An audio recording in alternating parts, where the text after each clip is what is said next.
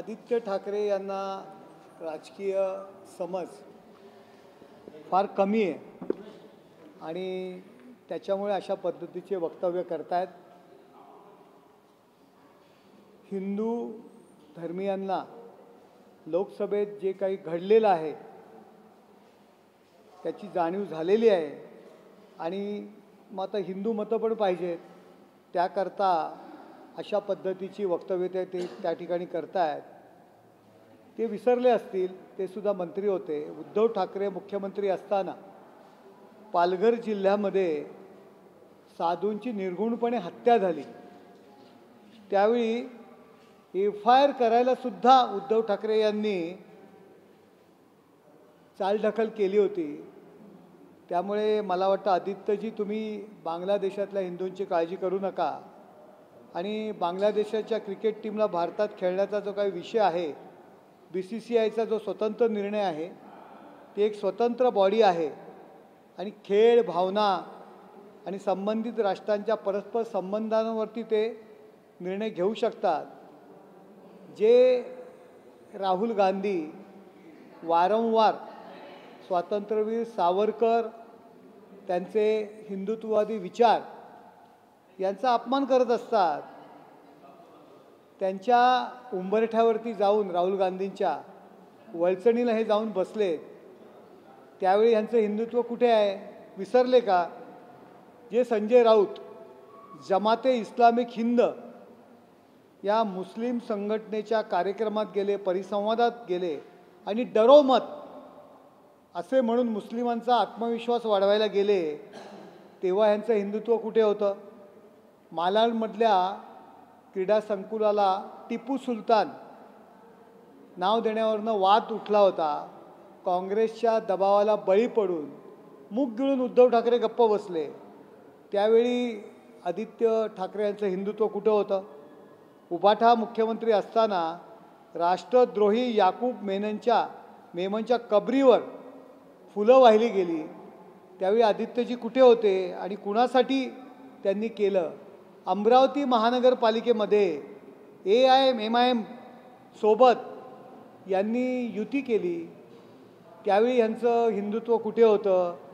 आणि कसले गोडवे गात आहे, अजाण गाण्याच्या स्पर्धा यांचे नगरसेवक घेतात। राणा दाम्पत्याला कशावरनं अटक केलं त्यांनी? हनुमान चालुसा म्हणण्यावरनं, त्यावेळी यांचं हिंदुत्व कुठे होतं?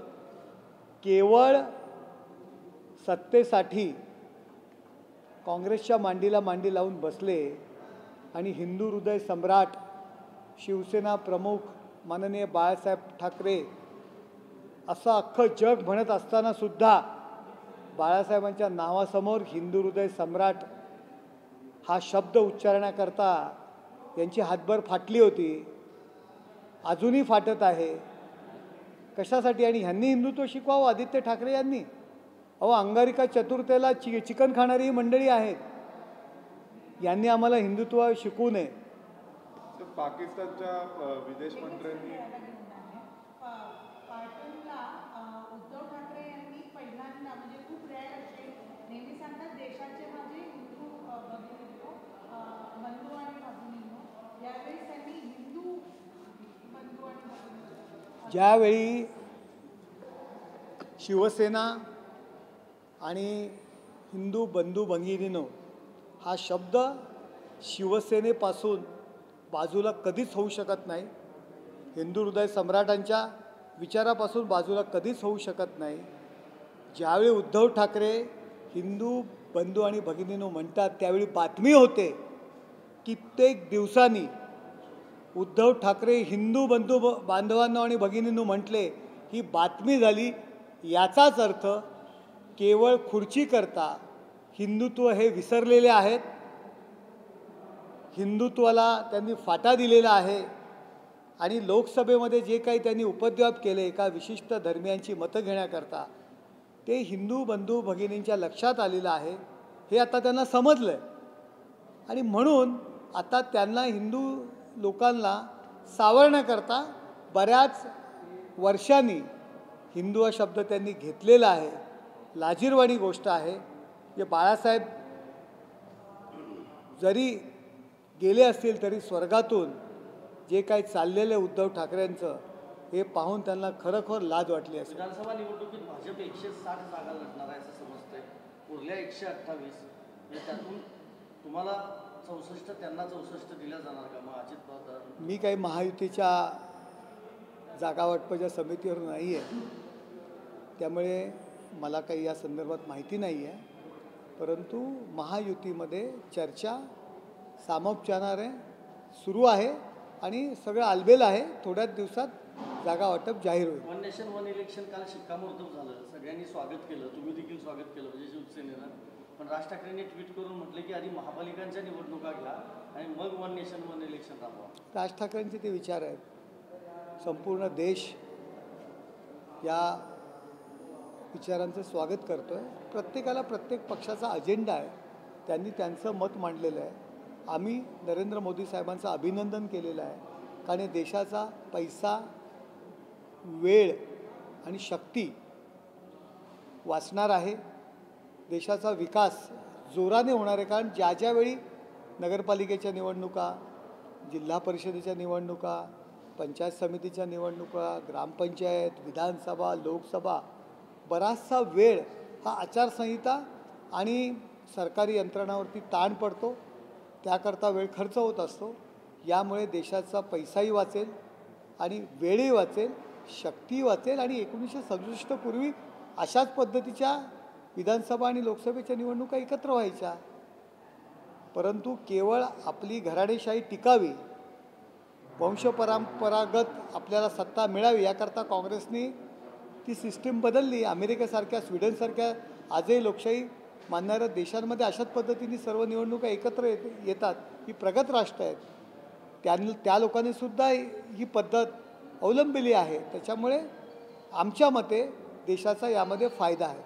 सर, पार्लमेंटरीची मीटिंग होती आज काय पुढे त्याचं? हा 5 राज्यांचा दौरा करणार आहे, मुंबईत देखील तुम्ही जाणार आहे, काय नेमकं? आणि आणखीन एक त्याला जोडून असं आहे की खूप मोठ्या प्रमाणावर लोकांकडून सजेशन आली आहेत, तर ती सर 2 वेगळ्या मीटिंग्स तुम्ही जे म्हणजे एक बोर्ड आणि किरण रिजिजूकडे जी होती त्याच्यावर त्याचे 2 नाही, किरण रिजिजूंची आमची गटाची मीटिंग होती आज आमची. त्याचा आणि नाही, ते आज जस्ट आम्ही संसदीय कार्यमंत्री आहेत आणि जे अलायन्समधले NDAचे काही आमचे घटक पक्ष आहेत, आमच्या गटाची बैठक त्या ठिकाणी होती. एक संसदीय कामकाज आणि या संदर्भात चर्चा झाली त्या मीटिंगमध्ये. JPC मुंबईत कधी जाणार आहे? 26 तारखेला मुंबईत आहे, 27 तारखेला अहमदाबाद आहे, त्याच्यानंतर हैदराबाद आहे, त्यानंतर तामिळनाडू, चेन्नई आहे. अशा पद्धतीने त्या ठिकाणी जाऊन तेथील लोकांचे म्हणणं आम्ही ऐकून घेणार आहोत. वक्फ बोर्डासंदर्भात वेगवेगळे बोर्ड आहेत, त्यांचं म्हणणं आम्ही ऐकून घेणार आहोत.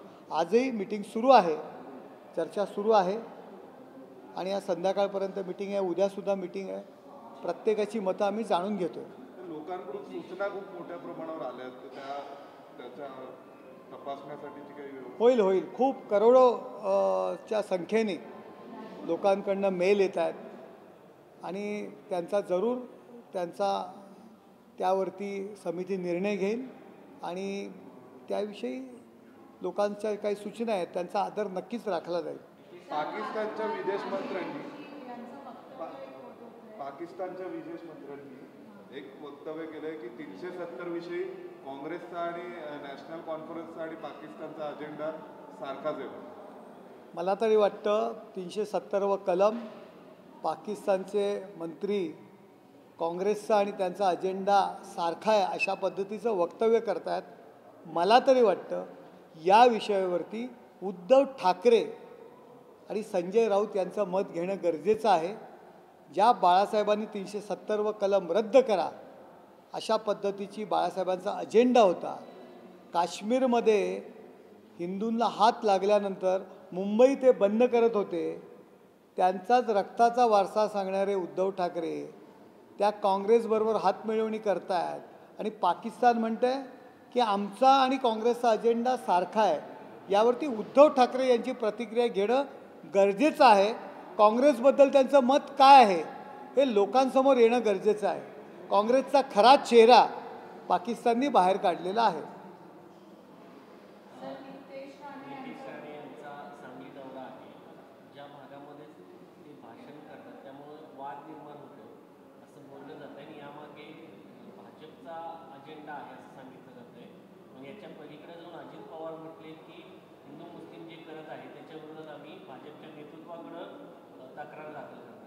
नाही, अजितदादां काय म्हटले किंवा नितेश राणे यांचा दौरा या संदर्भात मला काही कल्पना नाही आहे. मी माहिती घेतो आणि मग त्यावरती प्रतिक्रिया देतो. राष्ट्रवादी काँग्रेस पक्षाकडून मराठवाड्यातील पाथरी, जालना, शिरपूर, घनसावंगी, गंगापूर, उस्मानाबाद, कळंब या मतदारसंघावरती दावा केला जातो. त्याच मतदारसंघावरती भाजप आणि तुमच्या पक्षाचाही दावा येतो. प्रत्येकजण प्रत्येक जागेवरती दावा करत असतो. आमच्यामधील सुद्धा अनेक आमचे आमदार आहेत, आमचे जिल्हा प्रमुख आहेत, त्यांनासुद्धा बारामतीची जागासुद्धा आम्हाला पाहिजे असते. आमचे त्या ठिकाणचे आमदार, माजी आमदार पण त्या जागा मागत असतात. पण तरीसुद्धा पक्षाचे नेते एकत्र बसतात, एकत्र निर्णय घेतात. जी जागा निवडून येईल ती जागा त्या पक्षाला दिली जाते. त्यामुळे युती जाहीर होईपर्यंत ह्या सगळ्या चर्चा होणार. या सगळ्या ही जागा आम्हाला पाहिजे, ती जागा आम्हाला पाहिजे, तिथे आम्ही लढणार, आम्हाला 80 पाहिजे, आम्हाला 100 पाहिजे. महायुती ज्यावेळी जाहीर होईल तेव्हा खरा आकडा आपल्यासमोर येईल. महाराष्ट्रात येणारा आणखी एक प्रकल्प गुजरातला गेला. नागपूरमध्ये सोलर पॅनल प्रकल्प होता. सोलर पॅनल या प्रकल्पामुळे 11,000 कोटींची गुंतवणूक होणार होती. 3,000 उद्योग निर्माण होते. प्रगत राज्यांमध्ये सध्या महाराष्ट्र परकीय गुंतवणूक असेल, उद्योगधंदे असेल, त्याच्यावरती 1 नंबरला सध्या महाराष्ट्र आहे. विरोधक अशा पद्धतीच्या चर्चा करतात, चर्चा घडवून आणतात, लोकांमध्ये एक निगेटिव्ह नॅरेटिव्ह पसरवण्याकरता अशा पद्धतीच्या सगळ्या गप्पा सुरू आहेत. महाराष्ट्र प्रगत राज्यांमध्ये अव्वल स्थानावरती आहे, 1 नंबरला आहे. त्यामुळे अशा चर्चा आणि ही काही डिस्कशन आहे त्यांना आम्ही महत्त्व देत नाही. ते सांगतात की आता लालबागचा राजाच हे shift करायचं बाकी आहे गुजरातला. गणपती सारखी देवता आहे. लालबागच्या राजाशी लाखो भाविकांच्या भावना जुळलेल्या आहेत. त्यांच्यावरती मनोभावे प्रेम करतात, दर्शन घेतात. त्या लोकांच्या भावनेशी प्रतारणा करण्याचं आणि भावनांशी खेळण्याचं काम संजय राऊत करत आहेत. बाप्पा त्यांना योग्य ती शिक्षा देईल. विजय वडेट्टीवार यांनी लाडकी बहीण योजनेच्या कार्यक्रमात रॅम्पवर नाचे जातात असं म्हणत मुख्यमंत्री आणि उपमुख्यमंत्र्यांना नाचेची उमा दिली आहे. विजय वडेट्टीवारांची भूमिका काय आहे? मला ना केव्हा केव्हा हसायला येतं. विजय वडेट्टीवार, एकनाथ शिंदेसाहेब, अजितदादा यांच्यावरती पक्ष सोडण्याच्या टीका करत असतात. हेच विजय वडेट्टीवार पूर्वेचे शिवसैनिक. त्यानंतर ते नारायण राणे यांच्याबरोबर त्यांनी पक्ष त्याग केला. नारायण राणे यांच्यासोबत गेले. नारायण राणे आता भाजपात आहेत. त्यांनी आणखी 2 वेळा पक्ष बदलण्याचा प्रयत्न केला विजय वडेट्टीवारांनी. आणि विजय वडेट्टीवार काय आहेत तर त्या ठिकाणी निवडून आलेल्या काँग्रेसच्या खासदार यांनाच जर आपण विचारलं तर खरा विजय वडेट्टीवारांचा चेहरा लोकांसमोर येईल. त्यामुळे मी त्याच्यावरती जास्त बोललो योग्य वाटत नाही. मनसे नेते अमित ठाकरे यांनी भाजप आणि महाराष्ट्राने विधानसभेची निवडणूक लढवली. यासाठी आता बॅनरबाजी सुरू झाली आहे. शिवसेना सातत्यानं ठाकरे घराचा कुटुंबाचा सन्मान करत आहे. राज ठाकरेंचा मुलगा उभा राहतोय तर शिवसेनेचे यावरती काय मत असेल? नाही, राज ठाकरेंचा मुलगा जर उभा राहत असतील तर नक्कीच त्यांचं स्वागत आहे. त्यांनी का उभं राहू नये? ते पण राजकारणात आहेत. ते जर उभे राहिले तर नक्कीच त्यांचं स्वागत आहे. महाराष्ट्राला नवीन सुसंस्कृत पर्याय देण्यासाठी तिसरी आघाडीची आज बैठक पार पडली पुण्यामध्ये. त्याच्यामध्ये संभाजीराजे, बच्चू कडू, राजू शेट्टी इतर घटक पक्षांची देखील उपस्थित होते. कसं बघताय तिसऱ्या आघाडी? त्यांना उभं राहण्याचा अधिकार आहे. यापूर्वीसुद्धा बच्चू कडू वेगळेच लढलेले आहेत. संभाजीराजे राजे आहेत, महाराजे आहेत. त्यामुळे त्यांच्या संबंधात मी काय बोलू? महायुतीच्या 80% जागा वाटपाची चर्चा सुरू आहे. त्यापैकी भाजपकडून साधारण 150 जागांवरती दावा सांगितला, 160 दावा सांगितलं. तुमच्या पक्षाला साधारण 60 ते 70 जागा मिळतील. विषय दिलं उत्तर त्याचं मी. दिलं ना उत्तर. याच्यामध्ये दिलं ना उत्तर मी. जी माहिती मिळते त्याच्यानुसार भाजप स्वतः 160 ते 165. त्याचं उत्तर दिलं तो. दिलं मी. मनोज जरांगे यांची तब्येत हलवली. त्यांनी तब्येतीची काळजी घेणं गरजेचं आहे.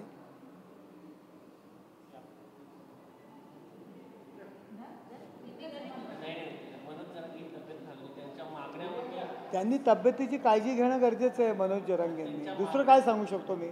त्यांच्या मागण्यावरती सातत्याने सरकारकडे ते सातत्याने उपोषण करतात. मराठा आरक्षण आता सुरू आहे. मराठा आरक्षण सुरू आहे. मराठा आरक्षणाचे फायदे मिळत आहेत. मनोज जरांगे यांच्या मागणीचा सुद्धा योग्य पद्धतीने विचार होतोय. पण त्यांची जी मागणी आहे ओबीसी मधून मराठा समाजाला आरक्षण द्यावं ही सरकार मान्य करेल का भविष्यात? सरकार काय करेल त्यापेक्षा शरद पवार आणि उद्धव ठाकरे यांची भूमिकासुद्धा यावरती काय हे जाणून घेणं गरजेचं आहे.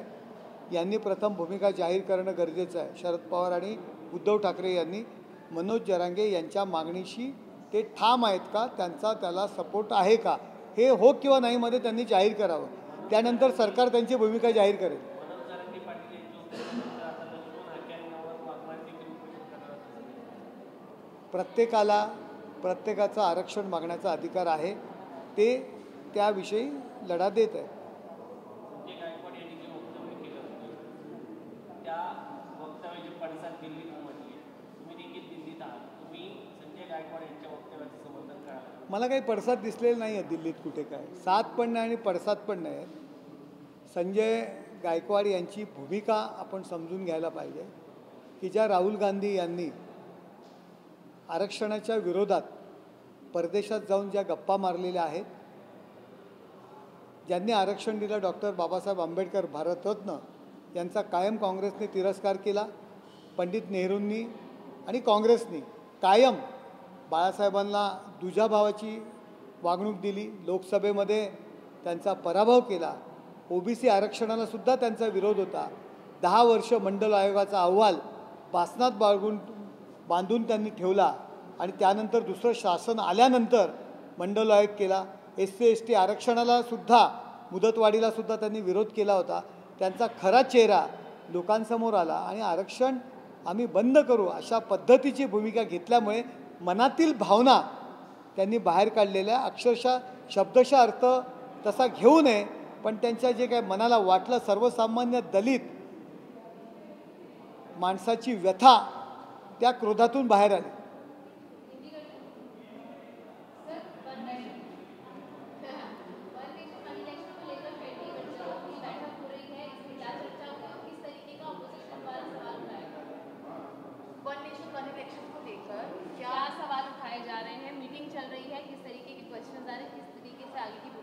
नहीं, वन नेशन वन इलेक्शन ये जो सरकार ने जो निर्णय लिया है देश के हित में है. देश की संपत्ति, देश की शक्ति और देश का टाइम बचाने के लिए इसकी ज़रूरत थी. ऐसा निर्णय नरेंद्र मोदी जैसे कद्दावर पंतप्रधान ही ले सकते हैं. 1967 के पहले अपने देश में इसी तरह से लोकसभा और विधानसभा का इकट्ठा इलेक्शन हो रहे थे, लेकिन कांग्रेस ने अपनी घरानीशाही चालू रखने के लिए ये जो सिस्टम है वो चेंज किया. अमेरिका, स्वीडन जैसे प्रोग्रेसिव देश में भी इसी तरह की इलेक्शन की पद्धत वहाँ यूज़ होती है और देश के तरक्की के लिए वन नेशन वन इलेक्शन की ज़रूरत है. देश का पैसा बचेगा, देश का टाइम बचेगा, देश की शक्ति बचेगी और विकास के लिए ये बहुत ज़रूरी है. विपक्ष जो इस पर सवाल उठा रहा है, तो क्या सवाल उठाए जा रहे हैं, किस तरीके की चर्चा होगी? विपक्ष तो सवाल उठाएंगे क्योंकि जो फेक नैरेटिव है उसके ऊपर जो इलेक्शन लड़ रहे थे अभी उनका दुकान बंद होने वाला है और ये दुकान बंद होने वाला है उसके लिए उसकी चिंता है, इसीलिए वो सवाल उठा रहे हैं. तो इसी के साथ साथ पाकिस्तान के मंत्री द्वारा लगातार सवाल उठाए जा रहे हैं आर्टिकल 370 को लेकर, कांग्रेस के साथ अपनी दोस्ती और एक मत को उन्होंने खुलेआम जाहिर किया है. कैसे देख रहे हैं? देखो आज देश के सामने कांग्रेस क्या है, कश्मीर की हालत के लिए कौन जिम्मेदार है, इसका आंसर इसका उत्तर आज पाकिस्तान ने दिया है कि पाकिस्तान का एक दूसरा रूप कांग्रेस है। आज पाकिस्तान के मिनिस्टर ने बोला है। मुझे लगता है कि इसी ऊपर की प्रतिक्रिया उद्धव ठाकरे जी की लेनी चाहिए, क्योंकि जो बाला साहेब ठाकरे जी ने 370वां जो कलम है वो रद्द करना चाहिए, वो ख़त्म करना चाहिए, ऐसी भूमिका थी। और आज कांग्रेस पाकिस्तान बोल रही है कि हमारी और कांग्रेस की भूमिका एक ही है। 370वें कलम का उनका रद्द करने के लिए उनका विरोध था। इसी के ऊपर उद्धव ठाकरे जी की प्रतिक्रिया लेना चाहिए, क्योंकि कुर्सी के लिए उन्होंने ये बाला साहब की भूमिका छोड़ दी और कुर्सी के लिए कांग्रेस के साथ जा चुके हैं, इसीलिए उनकी भूमिका इम्पोर्टेंट है।